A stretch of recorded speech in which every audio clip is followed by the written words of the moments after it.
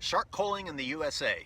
Living here, many of us think of the practice of shark culling as something that happens elsewhere, not in the United States. But it turns out that that isn't true. It hasn't been in the past, and it may not be in the future. One of the things I asked Dr. Neff was whether he feared that this practice by other governments would sort of catch on like a disease and spread to other governments who think, oh, maybe we need to do that too.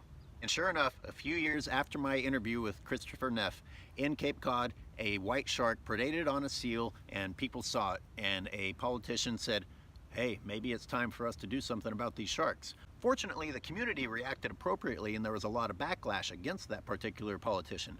But has he planted a seed that will fester and grow?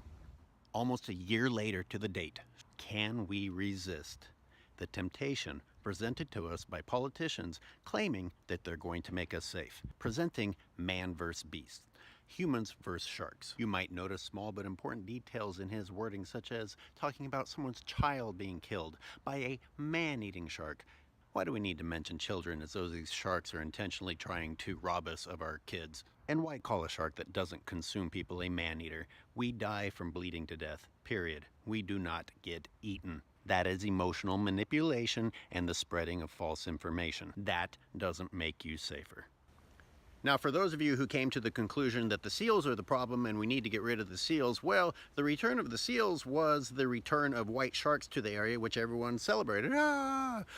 Now, do you like having animals or not? Because our previous coexistence on the planet was a generation of people living on a planet where almost everything had been wiped out and we're in the process of recovering.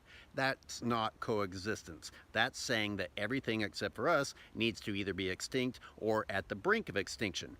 And guess what?